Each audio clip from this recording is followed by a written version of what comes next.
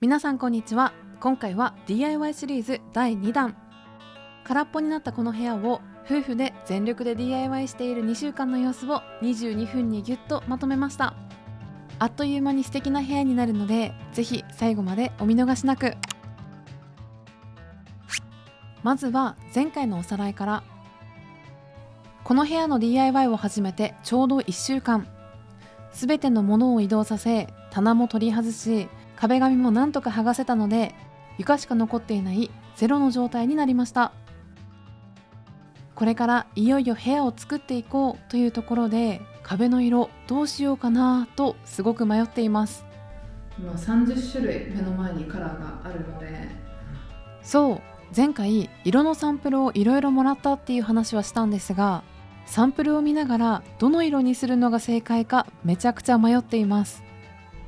I think we should go for two colors. That's what I thought first, but now I kind of changed my mind. Okay. 壁の色を1色にするのか2色にするかでも迷っているし、ブルー系にするのかグリーン系にするのかでも迷っています。持ってきたサンプルの中で気に入った色を壁に照らして合わせてみたんですが、似てる色ではあるんですが、ブルー系にするとなんか子供部屋っぽい感じがするかなと思ったので、一旦ネットでグリーン系の色をチェックしてみることに。私たちが気になった色が5色あって、まずはソフトミント、次にテンダーグリーン、このミンティーブリーズもすごく可愛くて、4つ目はこちらのエクスヘイル。このサンプルのお部屋もめちゃくちゃ可愛くないですか？そしてこれが新色のダスクグリーン。私たちの中ではこの中から1色ずつお気に入りがあるんですが、最終カラーが決まらなかったので、お店に行って決着をつけることに。私が選んだ色はダスクグリーンという少し明るめの色。他の4色はグレーがかっているものが多かったんですが、私は部屋がパッと明るくなりそうなこの色を推しています。それに対しヨハンのお気に入りはエクスヘイル。サンプルで見ると少しグレーがかっているように見えたんですが、暗すぎる印象はなくってめちゃくちゃ綺麗な色で、これも間違いなしですよね。そして天井の白と合わせたのがこちらです。右のエクスヘイルと左のダスクグリーン。皆さんだったらどちらを選びますか？どちらを選んだかは家に帰ってお伝えしたいんですが、実は今回ペンキを買うにあたって驚いたことがあったんです。ペンキってどの色を選ぶかによって値段が変わるのかなと思っていたら、全くそうではなくって、同じ色でもペンキの種類が違えば値段が全然違うみたいなんです。これは同じ色を別々のペンキで塗ったサンプルなんですが、明らかに右だけ色が違うのがわかると思うんですが、スーパーマット仕上げという種類らしくて、ペンキを塗った時にツヤが一切出ないので、落ち着いたシークな印象が出るそうです。そしてこれも驚いたんですが、その場でこの色を作ってくれるということで、店員さんは蓋を開けた商品をここに置いて、タッチパネルでその色を選択したら、あとは待つだけ。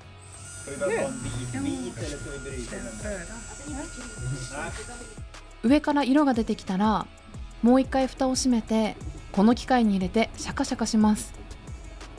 I den här har det gått ner en liten droppe med blått, lite gul och ja, det är jättehäftigt. Ja, det här är roligt. Wow. Så.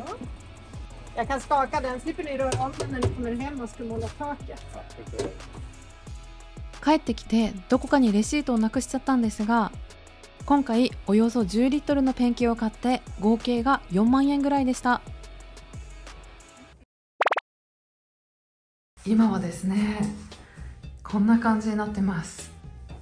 壁がもうほぼ全部剥がれて、全部剥がれてないんですが、これが元々で、ここら辺がねどうしても剥げなくて、でもヨハンがヤスリで削ってくれたりして、かなり平らになりました。こっち側も同じ感じです。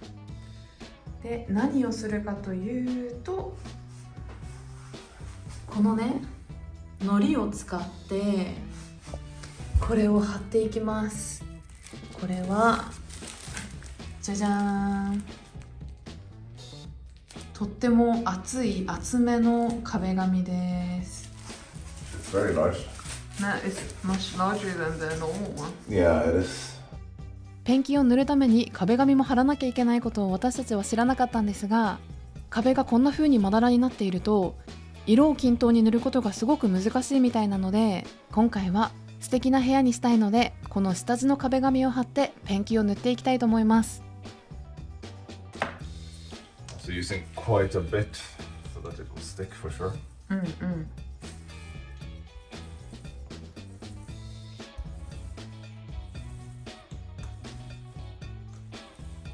Let's move on to the.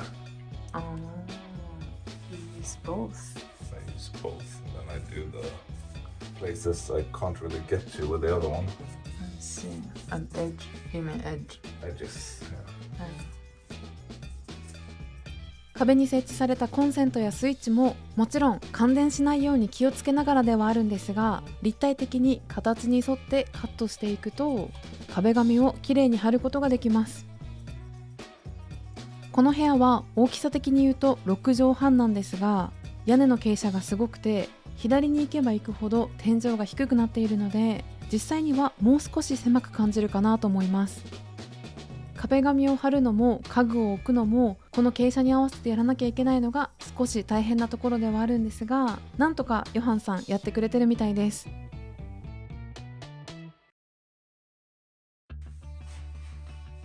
ペンキの下地用の壁紙も貼り終えたところで、いよいよペンキを塗りたいっていうところなんですが、この部屋をペンキまみれにしないようにホームセンターで買ってきたこのシートで床一面を覆っていきます。 DIY ってどこでどれぐらい時間がかかるかって見えないところもあって、実はこれまでに私たちは一つだけ大きな失敗をしていたんです。皆さんはこの部屋を見て何かに気づきますか？先ほどの4日前の様子がこちらで、現在の様子がこちらです。気づくか気づかないかくらいの小さな違いだと思うんですが、正解は天井。私たちは今回天井はそのままにしようと思っていたんですが、家にコーキング剤があったので良かれと思って天井の板と板の間にあった溝を埋めています。そしてここまでは問題なかったんですが、このコーキング剤が切れた時に行った次のアクションがまずかったんです。 So I'm using this now, and I'm just finalizing this part. I have a little bit here, a little bit here, but otherwise I've done the whole this wall now. Then I have the roof too. Let's see if I'm able to do that or not. But I've already filled the roof with filler. But the filler dries, becomes smaller. 考え方はわかるかもしれないんですが、このパテは石膏でできています。そして北欧の家は木造の作りなので、温度や湿度によってはこの家自体が結構動いてバキバキいう感じになるんですね。そこに石膏が入ったパテを使ってしまうと、せっかく埋めた溝のところがいつか絶対ひび割れをしてしまいます。良かれと思って気軽な気持ちで溝を埋めていたわけなんですが、このパテを使ったせいでこのパテを取り除くために粉まみれになりながらヤスリで削ること2日間。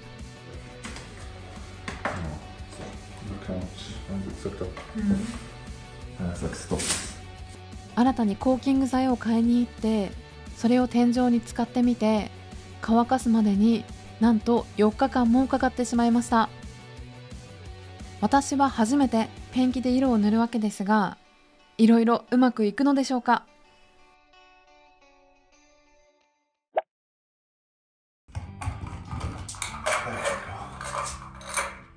これから使うのはこれです。 So you pour it in here a bit. What you're gonna do is you're gonna go down here. You're gonna roll it. Make sure you get an even coat. looks pretty even. So it's loaded up. Put it back on the stick and then working on the roof. So just go. おー、白い。 And then when we get to the next line, Yeah. we're gonna overlap a bit now. わかる。 And then just load the brush back up. And then you have it standing here. すごい。白に白で見にくくて申し訳ないんですが、でも結構1回塗っただけでも真っ白に変わっているの分かりますか？そして私たちが作業をしていると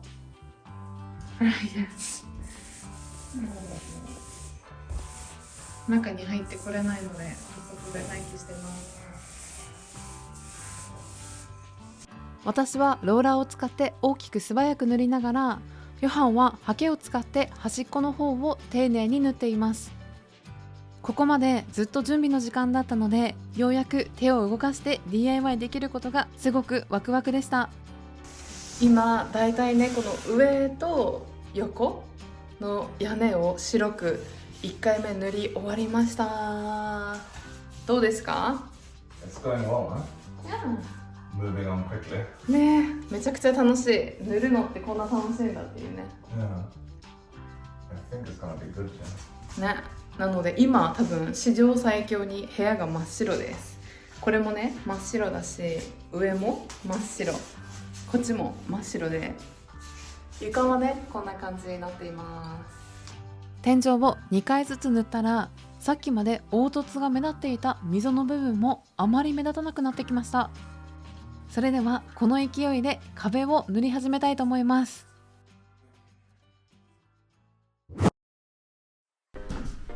これから、後ろの壁をこれで塗っていきたいと思います。こうやってね、この端っことかこれでペイントしながら、残りはこれでコロコロコロコロしながら塗っていきます。It's so heavy, isn't it? It's 5 liters. 5 liters. I certainly hope it's gonna be enough. ねえ、これで大丈夫って。Brian? You're cheating. Yeah, I said no foot in this room, right? No stretching over and crawling like you do. Yeah, good boy. That's right. That's how you do it. Okay, I'll open this one. Yeah. そうそう、私たちが今回最終的に選んだ色は、ヨハンが推していたエクスヘールというグレーがかったグリーン。ネットやサンプルで見た時みたいな綺麗なグリーンになるかは私たちの腕次第ということで、しっかり混ぜたら早速作業を進めていきます。背が高いヨハンには前日塗った天井の白のペイントを守るように、このテープを部屋をぐるっと囲むように貼ってもらいたいと思います。そして私の方は早速真っ白な壁紙にハケを使って色を塗り始めています。ペンキの塗り方は多分いろいろあると思うんですが、 YouTube で調べていたらこんな風にローラーで塗りにくい部分は先にハケを使って塗るのがいいよという風に教えてもらったので、1回目はこうやって綺麗に塗ったらこんな感じで部屋を緑の縁で囲むことができました。ちなみに今右に映っているのがスウェーデンのコンセントなんですが、ペンキがコンセントにつかないようにしっかりテープで養生してあります。もうすぐ壁の縁を塗り終わるので、とうとうあれをやっちゃいます。やります。 YouTube のサムネ用にど真ん中からペンキを塗る私だったんですが、初めてっていうのもあって結構ビビってしまいました。Some more. Yeah, like that. この白いスタジオの壁紙が和紙みたいな厚さで結構ケバケバしているタイプだったので、1回目を塗っている時に壁紙が結構ペンキを吸収してしまって、お店の人は5リットルで足りるって言ってたけど本当に大丈夫かなと不安になってきました。私たちはこの夏外壁の色も塗り直したいなと思っていたので、この部屋を練習台にできたのはすごく良かったんですが、6畳半約22平方メートルの壁を塗るだけで結構大変で、この家全体を塗ろうとしたら何リットル必要になるんだろうとか、何時間かかるんだろうって全然わからないので、ちょっと不安になりつつ、そもそも2人でできるのかなとか今いろいろ考えています。2人で作業すること半日足らず、あっという間に第1コートが完成しました。これからペンキが乾燥するまで丸1日置いて、乾いてから第2コート目を塗っていきたいと思います。何する？ I'm not sure. Do you want to make the paint this time? そう。 So I guess I'll do that. Should I do the corner first? ね、無理。It's possible to move after. 最近私たちはキャンバスを集めていて、気が向いた時に何か絵が描けたらいいなと思っていたので、このゲストルームと同じ色のペンキでキャンバスを1回塗ってみることにしました。そしてここで少しお知らせがあるんですが、10月28日から29日の1泊2日で私の地元佐賀県唐津市でツアーをしようかなと思っています。お一人から楽しめる楽しい、美味しい、自然がいっぱいなツアーになる予定です。メンバーシップの方で内容の相談や先行予約もあるかなと思うんですが、ツアーにご興味がある方がいたらぜひコメント欄で教えてくださると嬉しいです。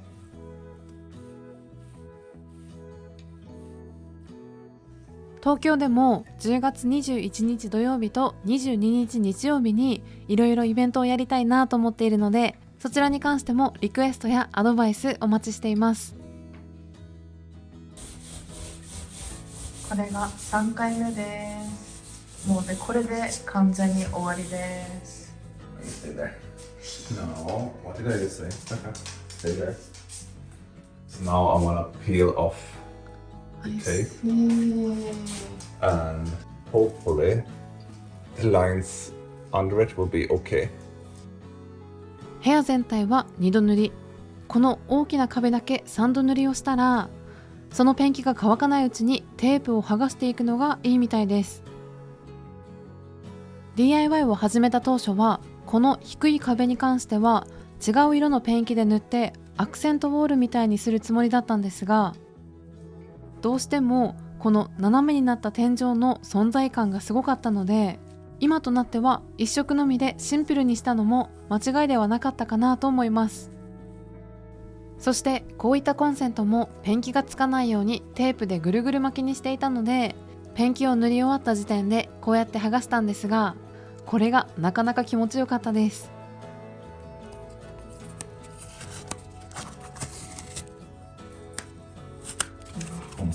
Almost noticed the tape. 電気のスイッチね。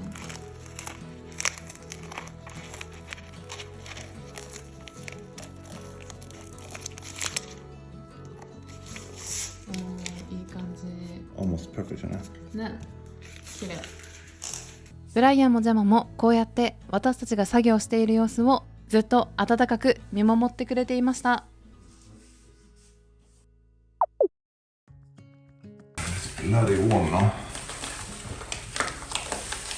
壁を塗るときに窓につかないようにつけていた保護用のビニールを取ったら、ここからいよいよこの家が建てられた1979年当初から使われているこの窓を塗り直したいと思います。ちなみに北欧の家はどの家も断熱に特化していて、窓が三重になっていることがほとんど。この窓も三重になっていて、こうやって開けることができます。夏の間は白夜の影響で夜になっても全然暗くならないので、こういったブラインドは必要になるんですが、これも結構長い間使われていて、あんまりちゃんと機能していなかったので、今回この DIY を機にもっとちゃんとした遮光カーテンみたいなものをつけようかなと思っています。あとこの窓の内側を見てもらったら少しわかるかと思うんですが、結構木の状態がよくありません。ということで、このブラインドを取ったついでにこの窓の内側の部分もペンキで色を塗っていきたいと思います。It's very dirty. ね、今はこの今から塗るところをきれいにしてます。なんか塗るところが内側の1、こっち側2、そしてここ3、そしてこの縁の周り、ここもあったりして結構たくさんあるので急いでやりたいと思います。去年この家を買った時に担当者の人が2階の窓は替え時かもねと言っていたんですが、北欧のこういった三重の窓を買い替えるとなると安くても1枚10万円はかかってしまうので、以前のオーナーさんが1階の全ての部屋の窓を変えた時にすごくケチって開かない窓っていうのを選択したのにも若干納得してしまいます。でも私たちが窓を変えるのはもっと先になりそうなので、今回はペンキを塗ることでこの窓にはもう少しだけ頑張ってもらいたいなと思っています。最後にかけて少し急ぎ足になっちゃったんですが、ここ北スウェーデンにもとうとう夏がやってきたので、夏に関する動画のリクエストもお待ちしております。ここまでご覧いただき本当にありがとうございます。次回はとうとうこの部屋を最終的にゲストルームにしていく様子をお届けするんですが、正直この家の中で一番素敵な部屋になったので、もしよかったら過去のルームツアー動画を概要欄に貼っておきますので、そちらを見ながらぜひ次回の最終回までお待ちいただけると嬉しいです。ブライアンもジャマーも久々にシャワーをしてめちゃくちゃ綺麗になりました。今日から日本の家族がやってきます。ヘイドー。